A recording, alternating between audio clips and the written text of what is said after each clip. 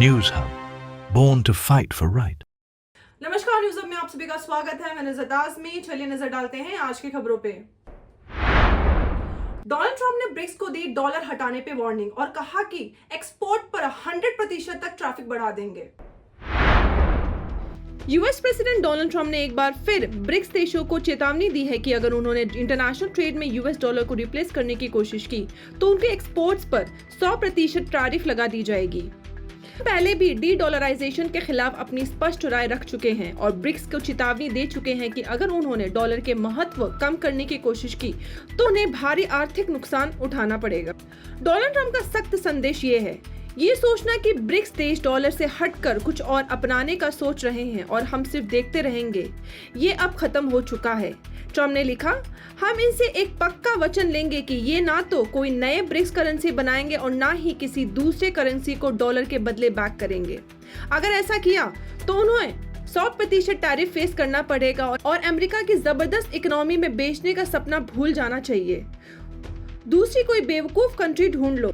ये बात उन्होंने पहले भी 30 नवंबर को कही थी जब वो 2024 के चुनाव जीतने के कुछ ही हफ्ते बाद सोशल मीडिया पर आए थे। ब्रिक्स, जिसमें ब्राजील, रशिया, इंडिया, चाइना और साउथ अफ्रीका शामिल है, कई सालों से यूएस डॉलर पर अपनी निर्भरता कम करने की कोशिश कर रहे हैं। ये मूवमेंट तब और तेज हो गया जब पाश्चात्य देशों ने यूक्रेन युद्ध के बाद रशिया पर भारी प्रतिसंकल्प लगाए। पिछले कुछ वर्षों में ब्रिक्स ग्रुप और बड़ा हो गया है, जिसमें अब इजिप्ट, इथियोपिया, इंडोनेशिया, ईरान और यूएई भी शामिल हो गए। हालांकि अब तक ब्रिक्स की कोई एक करेंसी नहीं बनी है, पर ये देश अपनी लोकल करेंसी में व्यापार को बढ़ावा दे रहे हैं। 2023 के 15वें ब्रिक्स समिट में रशिया के राष्ट्रपति व्लादिमीर पुतिन ने सीधे तौर पर डी डॉलराइजेशन का समर्थन किया और कहा कि ब्रिक्स देशों को नेशनल करेंसी में सेटलमेंट बढ़ाना चाहिए और बैंकिंग सहयोग तेज करना चाहिए। भले ही ब्रिक्स देश डॉलर की जगह लोकल करेंसी का उपयोग बढ़ाने की कोशिश कर रहे हैं, लेकिन अब तक यूएस डॉलर ही दुनिया में सबसे बड़ी रिजर्व करेंसी बना हुआ है। अटलांटिक काउंसिल के एक अध्ययन के अनुसार यूरो या ब्रिक्स अभी तक डॉलर की डिपेंडेंसी कम नहीं कर पाए हैं। ट्रंप का ये कड़क वार्निंग इसलिए भी आया है क्योंकि वो अमेरिका की इकोनॉमी पावर को बनाए रखना चाहते हैं। पहले भी वो टैरिफ को अपने पॉलिटिकल हथियार के रूप में इस्तेमाल कर चुके हैं। मैक्सिको और कनाडा पर भी उन्होंने नए टैरिफ लगाने की धमकी दी है, जो कि यूएस के सबसे बड़े ट्रेडिंग पार्टनर्स हैं। अपनी कैंपेन के दौरान ट्रंप ने भारत को एक बड़े ट्रेड अब्यूजर कहा था और अब उनका यही एग्रेसिव स्टैंड दूसरे ब्रिक्स देशों पर भी दिख रहा है। उनका कहना है कि दूसरे देशों पर टैरिफ बढ़ाकर वो अमेरिका बिजनेस और वर्कर्स पर टैक्स कम कर सकेंगे और फैक्ट्रीज वापस यूएस में ला सकेंगे। हालांकि इकोनॉमिस्ट का मानना है कि ट्रंप का ये कदम उल्टा पड़ सकता है। उनके अनुसार अगर इंपोर्ट पर इतने ज्यादा टैरिफ लगाए गए तो यूएस के कंज्यूमर और बिजनेस के लिए कॉस्ट और बढ़ जाएगी। वॉशिंगटन डीसी में हुआ एक बड़ा हवाई हादसा जिसमें 66 लोगों की मौत हो चुकी है और लोग कह रहे हैं कि 2001 के बाद ये सबसे बड़ा हवाई हादसा हुआ है। 30 जनवरी 2025 को वॉशिंगटन डीसी के पास पोटोमैक रिवर के ऊपर एक भयंकर हवाई हादसा हुआ। अमेरिकन एयरलाइंस के प्लेन और एक आर्मी का हेलीकॉप्टर टकरा गया। इस हादसे में प्लेन के अंदर 66 लोग जान से हाथ धो बैठे हैं। इस प्लेन में कौन कौन शामिल था जानते हैं। 3 फिगर स्केटर्स 13 साल की जिन्ना हान और 16 साल के स्पेंसर लेन, उनके पेरेंट्स और कोचेस। ओहियो की स्टूडेंट ग्रेस मैक्सवेल अपने दादा के फनरल से वापस आ रही थी। वर्जीनिया के स्टूडेंट्स और पेरेंट्स, 3 स्टूडेंट्स और उनके 6 पेरेंट्स थे। कंसास के हंटर्स में 7 लोग हंटिंग ट्रिप से लौट रहे थे। आयरलैंड के वर्कर्स में 4 स्टीम फिटर्स थे, 3 सोल्जर्स जिसमें पायलट एंड्रयू इव्स भी थे। अमेरिकन एयरलाइंस का प्लान लैंडिंग कर रहा था जब एक आर्मी के हेलीकॉप्टर उसके रास्ते में आ गया। आमतौर पर 2 एयर ट्रैफिक कंट्रोलर्स होते हैं जो फ्लाइट्स को मैनेज करते हैं, लेकिन इस दिन सिर्फ एक कंट्रोलर था जो शायद क्रैश का कारण बना है। FAA फेडरल एविएशन एडमिनिस्ट्रेटर अब इस हादसे की जांच कर रहा है। अमेरिकन एयरलाइंस ने एक हेल्पलाइन सेट की है। प्रेसिडेंट डोनाल्ड ट्रंप ने इसको एक नेशनल ट्रेजेडी कहा है। ये हादसा 2001 के बाद का सबसे बड़ा हवाई हादसा है जब न्यूयॉर्क में 260 लोगों की मौत हुई थी। पूरे देश इस दुख भरे वक्त में शामिल है। थाने ट्रैफिक अलर्ट, कल्याण छिलफाटा रोड 5 दिन के लिए बंद रहेगा। कल्याण छिलफाटा रोड पूरी तरह से बंद रहेगा 5 फरवरी रात 12 बजे से 10 फरवरी तक। ताकि रेलवे ब्रिज का बचा हुआ काम पूरा किया जा सके। इसके लिए अल्टरनेटिव रूट्स बनाए गए हैं, जैसे कल्याण, डोंबिवली, उल्हासनगर, अंबरनाथ और नवी मुंबई जाने वाले लोग अल्टरनेटिव रास्तों का यूज कर सकते हैं। नवी मुंबई से आने वाले कम्यूटर्स को भी अपने ट्रैवल प्लान्स एडजस्ट करने की सलाह दी गई है। कल्याण से नवी मुंबई जाने वाले हेवी व्हीकल्स कटाई बदलापुर पाइपलाइन रोड का यूज करें, जो तलोजा तक जाता है। व्हीकल्स के लिए डोंबिवली मंकोली रूट लेन, जो मुंबई नासिक हाईवे से कनेक्ट होता है, वहां से मुंब्रा बाईपास का यूज करके नवी मुंबई पहुंच सकते हैं। शीलफाटा से कल्याण जाने वाला तलोजा या मंकोली रूट से ले सकते हैं। पलावर जंक्शन पर रेलवे ओवरब्रिज का काम पिछले कई सालों से डिले हो रहा था। अब सेंट्रल रेलवे और MSRDC मिलकर इसे कंप्लीट कर रहे हैं। इस क्लोजर के दौरान गिर्डर इंस्टॉलेशन और टेक्निकल काम होगा, जिसके बाद MSRDC फाइनल कंस्ट्रक्शन पर पूरा करेगा। क्या होगा इस प्रोजेक्ट के पूरा होने के बाद? ट्रैफिक जैम कम होगा, कनेक्टिविटी बेटर होगी, हजारों कम्यूटर्स को राहत मिलेगी। अपनी यात्रा की योजना इस हिसाब से बनाएं और जल्द निकलने की कोशिश करें ताकि ट्रैफिक से सामना न करना पड़े। थाने में एक शिक्षक हुआ गिरफ्तार जिसने 2015 से एक टीचर का शोषण किया था और जिसने 6 लाख रुपए भी लिए थे परमानेंट जॉब के लिए। थाने के एक शिक्षण संस्था के फाउंडर रमेश चंद्र शोभनाथ मिश्रा को पुलिस ने गिरफ्तार किया है। उन पर आरोप है कि 2015 से लेकर अब तक उन्होंने एक टीचर का बार बार बलात्कार किया ताकि वो इंस्टीट्यूट में काम करना जारी रख सके। टीचर ने पुलिस को बताया कि मिश्रा ने उनसे 6 लाख लिए थे नौकरी दिलवाने के लिए। 2015 से लगातार उनका ये शोषण हो रहा था। परमानेंट जॉब देने का झूठा वादा भी किया गया था। जब 4 और टीचर्स ने इंस्टीट्यूट के ही लोगों के खिलाफ सेक्सुअल हरासमेंट का केस दर्ज करवाया, तब विक्टिम को भी हिम्मत मिली और उन्होंने अपनी शिकायत दर्ज कराई। श्रीनगर पुलिस स्टेशन के सीनियर इंस्पेक्टर गुलजारी लाल फत्तारे ने कंफर्म किया कि थर्सडे रात को मिश्रा को गिरफ्तार किया गया है। मिश्रा पर लास्ट कंप्लेंट के तहत एक्शन लिया गया है। पुलिस अब इस केस की आगे की जाँच कर रही है। महिलाएं अगर किसी भी तरह के शोषण का शिकार हो रही हैं तो तुरंत कानूनी मदद ले। MSRDC ने पुणे मुंबई एक्सप्रेस वे के लिए प्राइवेट कंसल्टेंट के लिए टेंडर निकाला है, जिससे टोल की मॉनिटरिंग सही से हो। MSRDC Maharashtra state road development corporation ने मुंबई पुणे एक्सप्रेस और पुराने मुंबई पुणे हाईवे पर टोल कलेक्शन और मेंटेनेंस को मॉनिटर करने के लिए प्राइवेट कंसल्टेंट अपॉइंट करने का फैसला किया है। MSRDC ने एक टेंडर जारी किया है जिसमें एक्सपर्ट एजेंसी को इनवाइट किया है।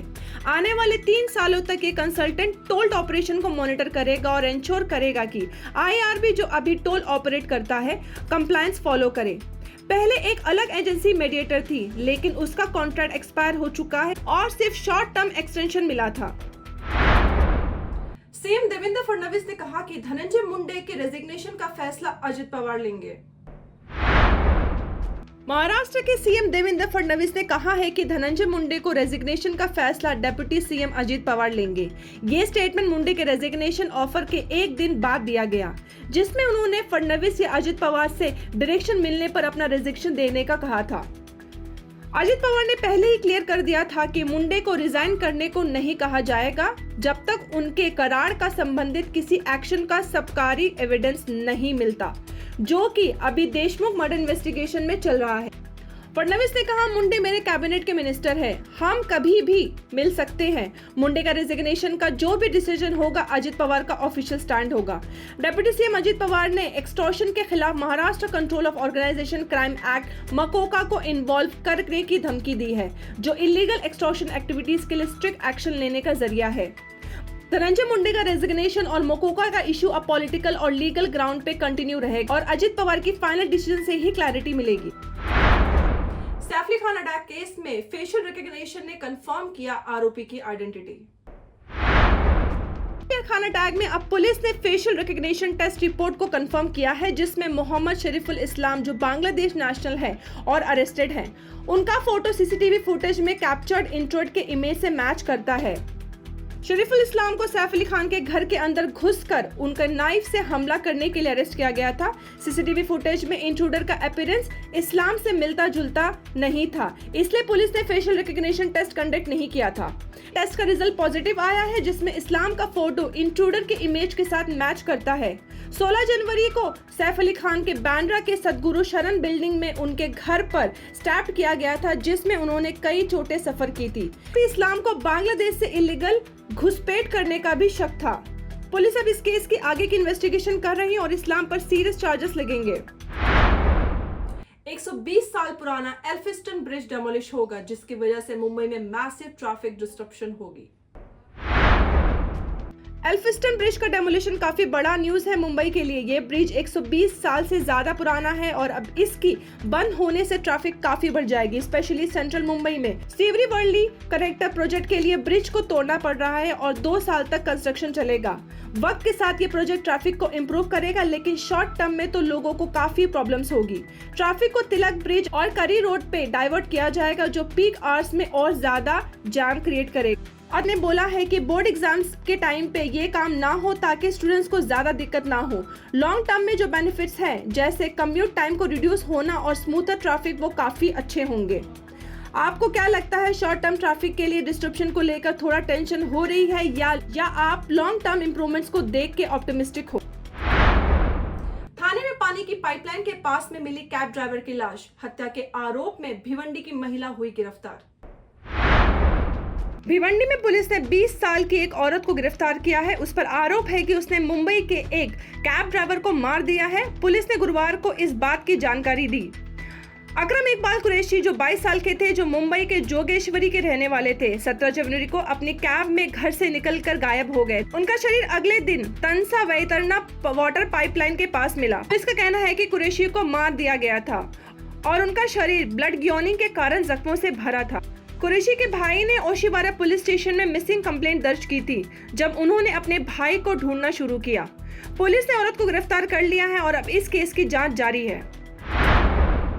इकोनॉमिक सर्वे 2024-25 का प्रोजेक्शन ये है कि इंडिया का GDP growth for the year 26 के हिसाब से 6.3 से 6.8% के बीच होगा। सर्वे ने स्ट्रॉन्ग डोमेस्टिक इकोनॉमिक फंडामेंटल्स, कम होता अनएम्प्लॉयमेंट रेट और स्टेबल इन्फ्लेमेशन को हाईलाइट किया। यह भी कहा गया है कि और रिफॉर्म्स की जरूरत है ताकि ग्रोथ मोमेंटम बनाया रखा जा सके। सर्वे ने ग्लोबल चैलेंजेस जैसे जियोपॉलिटिकल अनसर्टेनिटीज और ट्रेड इश्यूज को भी एड्रेस किया। बजट रिप्रेजेंटेशन शनिवार को होगा 11 बजे। कशेली क्रीक ब्रिज पर संडे को रिपेयर का काम होगा, जिससे ट्रैफिक में बढ़ने की संभावना है। काशेली क्रीक ब्रिज, जो मुंबई नासिक एक्सप्रेस पर एक इम्पोर्टेंट लिंक है, संडे को रिपेयर के लिए बंद रहेगा। इस ब्रिज से मुंबई, नॉर्थ महाराष्ट्र और आगे नॉर्थ इंडिया का कनेक्शन होता है। Maharashtra state road development corporation ने कंफर्म किया है कि रिपेयर का काम सुबह 9 बजे से शुरू होगा। सारी जरूरी ट्रैफिक परमिशन मिल चुकी हैं। आज के लिए बस इतना ही, फिर मिलेंगे नए समाचार के साथ। देखते रहे न्यूज अब। मैं Nuzhat Azmi. Please like, share, subscribe and do comment your feedback. धन्यवाद। News Hub, born to fight for right.